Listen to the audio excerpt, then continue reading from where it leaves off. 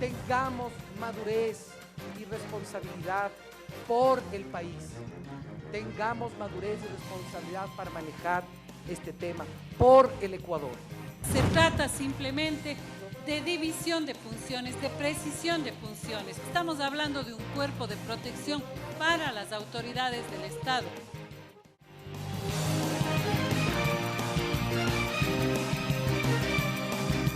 Televisión Legislativa presenta TVL Noticias Dominical con María Fernanda Medina. ¿Qué tal, amigos? Bienvenidos a su resumen dominical de TVL Noticias. Soy María Fernanda Medina y revisaremos los hechos más relevantes suscitados en la Asamblea Nacional durante esta semana. Empezamos.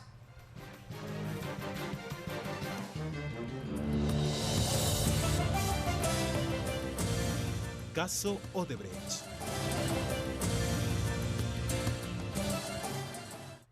El fiscal general del Estado, Carlos Vaca Mancheno, reveló que en Ecuador no existen informes con indicios de responsabilidad penal sobre el caso Odebrecht. El funcionario compareció por más de 2 horas en la Comisión de Fiscalización de la Asamblea Nacional este viernes.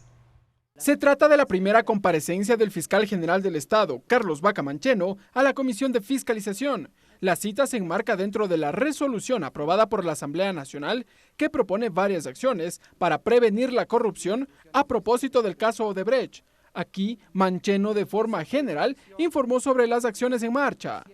5 expedientes. Una indagación previa por concusión,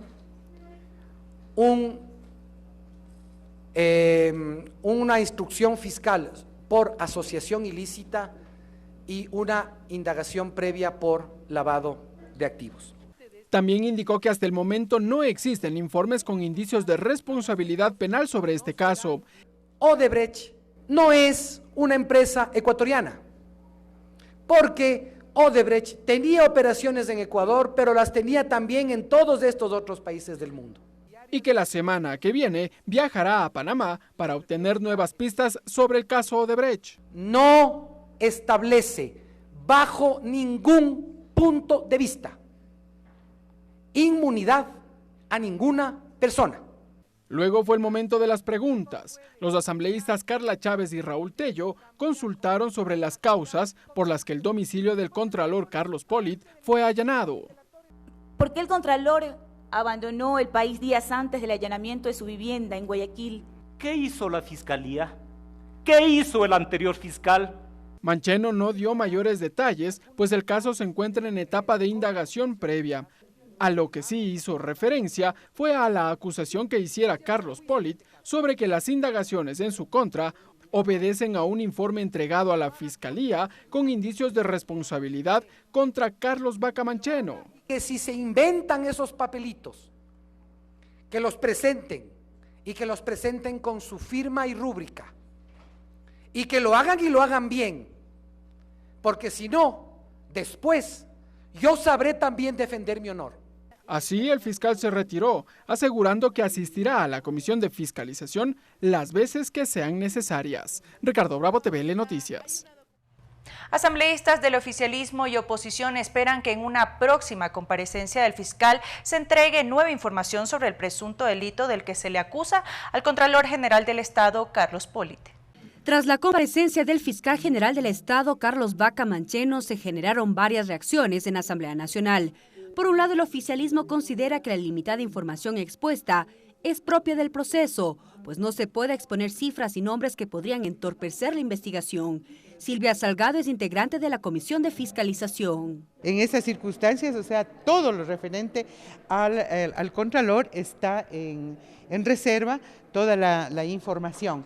No será la primera ocasión que asiste el fiscal, dijo la asambleísta de País, Lira Villalba, pues en la sesión de la comisión se comprometió a la autoridad a asistir permanentemente para que entregue nueva información de cómo avanza la investigación en los casos de corrupción. Esperemos que exista la celeridad del caso. No será la última vez que comparezca el fiscal, sin duda hemos dejado abierta esa posibilidad. La comparecencia del fiscal, según el ponente del pedido de juicio político Daniel Mendoza, permitió llegar a acuerdos como el solicitar información certificada a la Contraloría sobre las declaraciones patrimoniales juramentadas, registro de asistencias de enero a junio del Contralor y certificados de sus remuneraciones mensuales. La solicitud de información tanto a la Contraloría como también en este caso, Dirección Nacional de Migración, para que nos remita una información respectiva del Contralor General del Estado. No obstante, el asambleísta por otros movimientos Raúl Tello fue crítico, pues dijo que la comparecencia dejó muchas inquietudes sin ser resueltas. Expectativas para quienes quieren que las cosas se queden en la impunidad, pero para quien habla y para el pueblo ecuatoriano no. Para la próxima semana, la comisión tiene previsto recibir al Consejo de Participación Ciudadana y Control Social. Mariela Logroño, TVL Noticias. Como parte del cronograma aprobado días atrás y en cumplimiento a la resolución adoptada por el Pleno para este martes 20 de junio a las 15 horas, está prevista la presencia de los representantes del Consejo de Participación Ciudadana y Control Social a la Comisión de Fiscalización, mientras que para el día 27 de junio a las 14 horas está convocado el Contralor General del Estado, Carlos Pollitt. La mesa legislativa aún no define fecha ni hora para que el vicepresidente de la República también acuda al Parlamento, conforme anunció el presidente de la legislatura, José Serrano, a través de su cuenta de Twitter.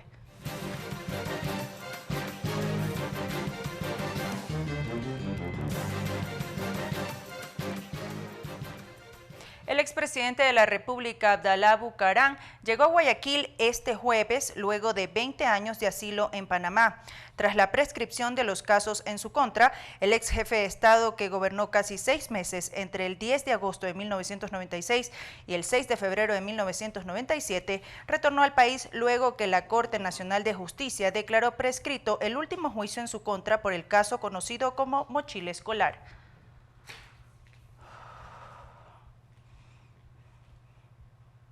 Es tiempo de una breve pausa, pero ya regresamos con más de su resumen dominical de TVL Noticias. Quédese en nuestra sintonía. Continuamos con TVL Noticias Dominical.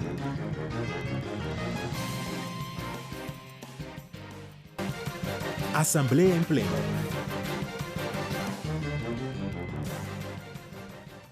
Con 73 votos afirmativos, el Pleno de la Asamblea se allanó a la objeción parcial enviada por el Ejecutivo al proyecto de Código de Entidades de Seguridad Ciudadana. Aunque no fue materia del veto, el tema que centró el debate fue la creación del sistema de protección pública. Pese a que la creación del Servicio de Protección Pública, que contiene el libro 3 del proyecto de Código Orgánico de Seguridad Ciudadana, no fue vetado por el Ejecutivo, fue el tema que centró la discusión durante el tratamiento de las objeciones. Los asambleístas Henry Cucalón y Lourdes Cuesta insistieron en que el tema debió recibir observaciones y reiteraron que la creación del ente será inconstitucional, puesto que la seguridad está en manos de la policía y las Fuerzas Armadas. Todo lo que contraríe esa disposición es una aberración y por tanto inconstitucional.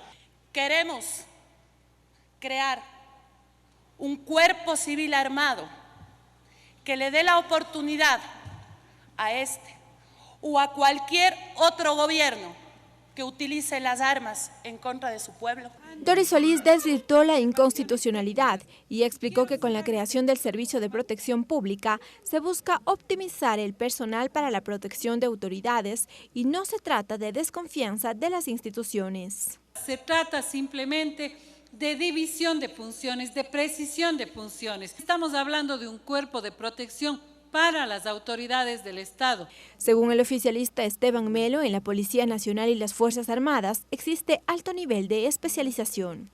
Se han preparado precisamente para poder defender nuestras fronteras, para brindar seguridad a la ciudadanía. Sin embargo, el social cristiano Luis Fernando Torres hizo referencia al pronunciamiento del presidente de la República, Lenín Moreno, al afirmar que para su seguridad confiará en la policía y Fuerzas Armadas. Por ello dijo, el sistema de protección pública quedaría obsoleto. Va a ser un servicio finalmente inútil, ya que el presidente de la República ha dicho que él confiará en la policía y en las Fuerzas Armadas. Además, desde la oposición ya se anunció que luego que el documento sea publicado en el registro oficial impulsarán un proyecto de reformas para eliminar el libro 3. Lorena Espinosa, TVL Noticias.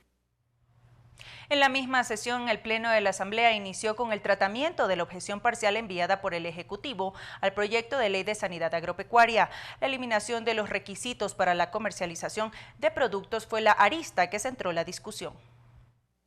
El punto que centró la discusión fue la eliminación de los requisitos para la comercialización de plantas, productos animales y mercancías pecuarias. Ricardo Zambrano explicó que según el Ejecutivo resulta contraproducente a las políticas públicas de simplificación de trámites. Es preciso adoptar servicios y políticas públicas proclives a la simplificación de trámites, acción estratégica que sin duda ayudará a mantener la excelencia en el servicio público. De su parte, el asambleísta Luis Fernando Torres reiteró que aún el Código Orgánico Administrativo no es ley de la República, por lo que resulta de contrasentido la objeción a los artículos 81, 82 y 83. Debió haber dicho simplemente de acuerdo con la ley, y cuando entre en plena vigencia el Código Orgánico Administrativo se deberá entender que a esa ley se refería. Ante ello, la asambleísta Marcela Aguiñaga aclaró que el artículo 81 del proyecto de ley tiene una vacatio legis de 12 meses, por lo que no puede darse una aplicación inmediata. A lo cual habría que darle un procedimiento hasta que efectivamente entre en vigencia el Código Orgánico Administrativo, por lo cual tendríamos que ratificarnos en el texto aprobado del artículo 81. El asambleísta Mauricio Proaño, proponente de la propuesta, manifestó que el registro es información importante para la vigilancia fito y zoosanitaria y que es necesario para evitar la contaminación. Lo que estamos haciendo es precautelando lo que es la sanidad vegetal, la sanidad animal y protección de la salud pública. Luego de 4 horas de debate se suspendió la sesión 459, quedando pendiente 4 solicitudes de intervención. Lorena Espinosa, TVL Noticias. Sumario legislativo.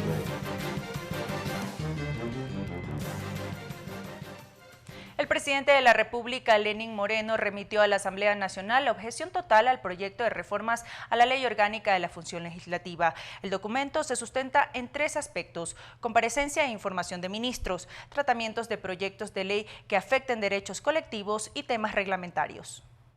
La objeción total al proyecto de reformas a la Ley Orgánica de la Función Legislativa fue remitida a la Asamblea Nacional por parte del primer mandatario, Lenín Moreno, con fecha 8 de junio. En el documento, el jefe de Estado hace observaciones en 3 aspectos. Sobre la comparecencia e información de ministros, el Ejecutivo considera que si bien la fiscalización es una facultad constitucional de la Asamblea Nacional, se confunde dicha atribución con los procesos de rendición de cuentas e informes de gestión de las autoridades nacionales. Deben rendir ante el presidente de la República y a la ciudadanía conforme la ley de la materia.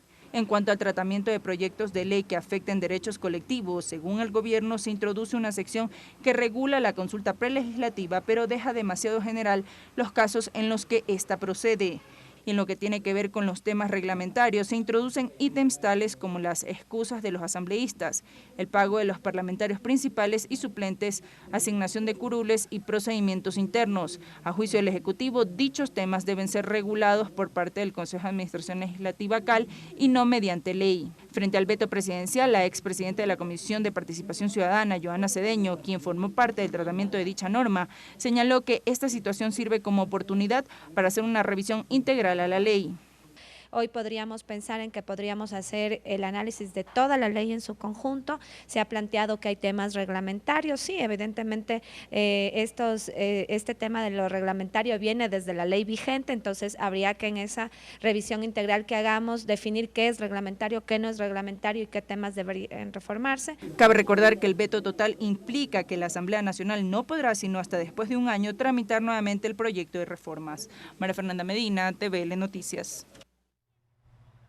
La ministra de Justicia, Rosana Alvarado, se mostró en contra de eliminar la prisión por juicio de alimentos, como lo propone el proyecto de reformas al Código de la Niñez y Adolescencia. Las observaciones al texto fueron presentadas en la Comisión de Justicia de la Asamblea. El proyecto de reformas al Código de la Niñez y Adolescencia sigue bajo análisis en la Comisión de Justicia. La ministra Rosana Alvarado, a su llegada a la mesa legislativa, se refirió a la propuesta de coparentalidad y con ello quienes reciban una pensión de alimentos para que justifiquen los gastos. Nos parece que esa propuesta pone como en duda aquello de que son las mujeres las que se enriquecen y hacen negocio con las pensiones alimenticias. Las pensiones alimenticias, el altísimo porcentaje de pensiones alimenticias es menor a $100, más de un 30%. También se mostró en contra de eliminar la medida de apremio por pensión de alimentos. Nadie quiere irse detenido. Entonces sí le ven esa posible detención como un llamado de atención. La presidenta de la Comisión de Justicia, Marcela Aguiñaga, recordó que dentro del proyecto de reformas se busca incluir resoluciones de la Corte Constitucional sobre medidas de apremio. El alimentante no puede o se ve imposibilitado de pasar la pensión de alimentos, como por ejemplo tener una enfermedad catastrófica. Al eliminar la posibilidad de que el apremio sea cierto, sea real, yo considero que sería un número mayor de personas obligadas a pasar pensión alimenticia que deja de pagar. Hoy los jueces, lamentablemente, sin capacidad de discernimiento, ordenan prisiones a personas que tienen cáncer o enfermedades terminales. Por su parte, el vocal del Consejo de la Judicatura, Néstor Arbito, señaló que a la fecha no hay procesos por juicio de alimentos pendientes. 49.000 demandas han sido resueltas. La Comisión de Justicia aún no define la fecha de aprobación del informe para primer debate del proyecto de reformas. Ricardo Bravo, TVL Noticias. Regresamos con TVL Noticias Dominical, luego de la siguiente pausa promocional.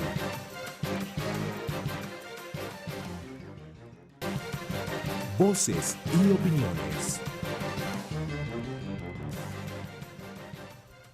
Las acciones emprendidas por la Asamblea Nacional en lucha contra la corrupción fueron materia de análisis durante el programa de los medios legislativos Tercer Debate. Lira Villalba de Alianza País y Homero Castanier de la Alianza Creo Suma fueron los legisladores invitados esta semana. Que las dudas no son pocas alrededor de los presuntos actos de corrupción en el caso Odebrecht, señala el asambleísta de la Alianza Creo Suma, Homero Castanier. ¿Quiénes permitieron estas coimas, estos sobornos entre las instituciones? Y para ello, la Asamblea Nacional pone en marcha varias acciones. La primera, llamar al fiscal general del Estado, Carlos Vaca Mancheno, las veces que sean necesarias, a la Comisión de Fiscalización, replica la asambleísta Lira Villalba de las filas de Alianza País. Es medular, la comparecencia del fiscal es medular porque ellos conocen en qué circunstancias se han dado, irán despejando dudas. La Fiscalía ha sido cómplice, por eso nosotros estamos llamándole al ex fiscal. La siguiente acción es iniciar el procedimiento de juicio político contra Carlos Polit, Contralor General del Estado. La iniciativa se da luego de que la Fiscalía informara que tras el allanamiento del pasado 2 de junio a varios bienes, se encuentra la vivienda de Polit.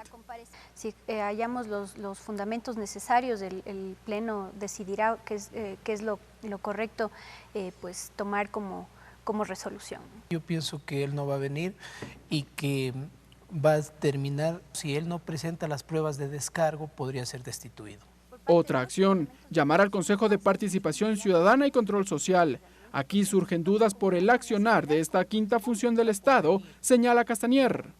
Son corresponsables de hacer de nombrar a las autoridades de control. Tendremos que preguntarles muchas cosas. Además, los legisladores recordaron que la Asamblea Nacional creó una delegación multipartidista que acompañará a la Fiscalía General del Estado en las indagaciones por el caso Odebrecht. Ricardo Bravo, TVL Noticias. La situación de los refugiados en el Ecuador fue el tema de debate en el espacio televisivo Termómetro Ciudadano. Varios especialistas analizaron los avances en la materia, como por ejemplo la aprobación de la Ley de Movilidad Humana que reconoce la figura de refugiado.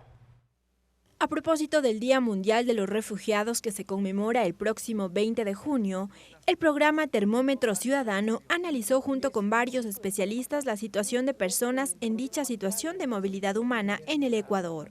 Durante el debate, los expertos en la materia destacaron que en la Constitución del Ecuador se reconoce el principio de ciudadanía universal y la movilidad humana. Andrea Uquilla, especialista en migración y derechos humanos, resaltó que en la Ley de Movilidad Humana se incluyó la figura de refugiados y en ella se plantea el registro y control de personas extranjeras. Determina que el estatus de refugiado se le concede por un periodo de 2 años, pero la persona puede efectivamente, si sigue todavía con el temor de regresar a su país, mantener el estatus. Sin embargo, Jesús Sáenz, sociólogo, aseguró que aún se evidencia cierto rechazo selectivo de las personas extranjeras que llegan al país.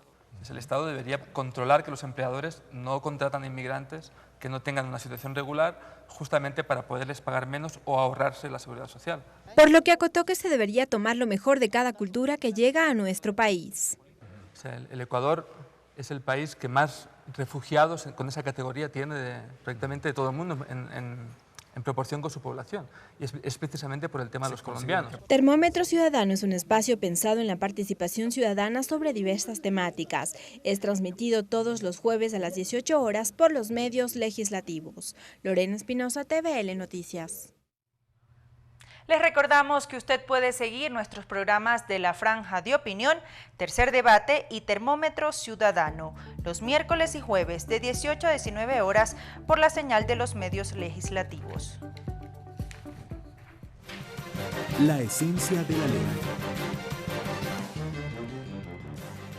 Hoy en nuestro segmento La Esencia de la Ley, junto a Mariela Logroño, conoceremos uno de los beneficios de la Ley de Prevención del Fenómeno Socioeconómico de las Drogas.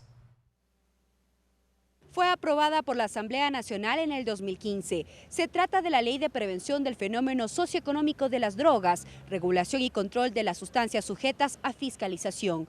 Hoy en el segmento La Esencia de la Ley conoceremos desde diferentes aristas lo que engloba las drogas. Para ello iniciaremos desde el Centro de Atención de Adicciones del Ministerio de Salud Pública y estas son sus historias. Lo llamaremos Juan. Nos recibe con una sonrisa y un apretón de manos y nos habla sobre su experiencia de vida. Cuenta que a los 20 años de edad inició por curiosidad en el mundo de las drogas, sin importarle la familia, amigos o sí mismo. Con lágrimas reflexiona sobre los graves daños que le dejó el consumo. Me permito y me tomo el atrevimiento de decirlo así en voz alta, que piensen en su familia, piensen en sus hijos, los que ya tienen hijos. Es muy feo poder estar lejos, es muy feo poder estar lejos de sus hijos tanto tiempo. Paul, de 30 años, nos relata cómo las drogas lo dejaron sin familia, pues perdió a su esposa e hijas. Sin embargo, hoy dice, siente que su rehabilitación va por el camino correcto y habla de una nueva meta, estudiar enfermería para ayudar a los jóvenes que, como él, han enfrentado esta problemática social. Lo único que puedo aconsejar en este mundo a todas las personas, que no se metan a las drogas. Es algo que nos quita todo a largo plazo y que nos quedamos sin nada. Y cuando recapacitamos, es muy duro salir. Son dos de los tantos casos de jóvenes que han caído en el mundo de las drogas y que gracias a estas normativas se puede prevenir, tratar y rehabilitar sus problemas de adicción. Ahora conoceremos los efectos que puede generar en nuestro cuerpo el consumo de estas sustancias. Conversamos con un neurólogo y un psicólogo familiar y estas son sus reacciones. El abuso de drogas supone un problema de salud pública que trae consigo una serie de efectos en el funcionamiento del sistema nervioso, alteraciones en el ADN, conexiones sinápticas, cambios funcionales del cerebro y pérdida de control. Según el neurólogo Robert Salinas del Hospital Eugenio Espejo, que ha palpado casos de jóvenes con adicciones, las secuelas tras el consumo son irreversibles. Las personas adictas pueden entrar en un periodo en donde ya no consumen drogas, un periodo de abstinencia prolongado, pero siempre queda la posibilidad de que las personas vuelvan a consumir drogas y vuelvan a recaer nuevamente. La Ley de Prevención Integral del Fenómeno Socioeconómico de las Drogas ya es un inicio, dijo el psicólogo familiar Carlos Santamaría, quien labora actualmente en el Hospital San Juan de Dios, sitio en el cual dijo, hay casos de familias destruidas a causa de las drogas. Que esto es una enfermedad y como enfermedad necesito restaurarme desde adentro hacia afuera. La parte espiritual de la enfermedad es muy importante. Necesitamos cambiar los defectos de carácter para dejar de consumir. Pese a los daños que puede generar en nuestro cuerpo y en nuestra mente el consumo de drogas, según los especialistas, es necesario la voluntad para salir de estos vicios. Dejando de este tema, nos vamos al aspecto técnico. Esta ley crea la Secretaría Técnica de Drogas. Conversamos con la titular del organismo, Lady Zúñiga, quien nos comenta de los avances y beneficios. Se estableció como de interés nacional el poder contar con esta política de prevención integral. Y para ello no solamente, al ser de interés nacional, no solamente involucra al Poder Ejecutivo, involucra también a los otros poderes. Con la normativa también hay cambios en cuanto a la tabla máxima de consumo de drogas. En cuanto a las sustancias estupefacientes, tenemos a la base de cocaína, al clorhidrato de cocaína y también a la marihuana. También en las sustancias psicotrópicas tenemos a las anfetaminas, metilendioxifenetilamina y el éxtasis. pero hay que aclarar que esta tabla de consumo no está permitido, no permite el consumo de menores de edad. Para ello, desde este organismo se proponen varias actividades, según Lady Zúñiga, secretaria técnica de drogas. Entonces vamos a emprender el proyecto Familias Fuertes, que es un proyecto que ya ha sido ya avalizado a nivel internacional con resultados importantes en otros países. La prevención y la reducción de riesgos son los principales objetivos que marca esta ley. Hasta una próxima entrega de su segmento La Esencia de la Ley. Agenda legislativa.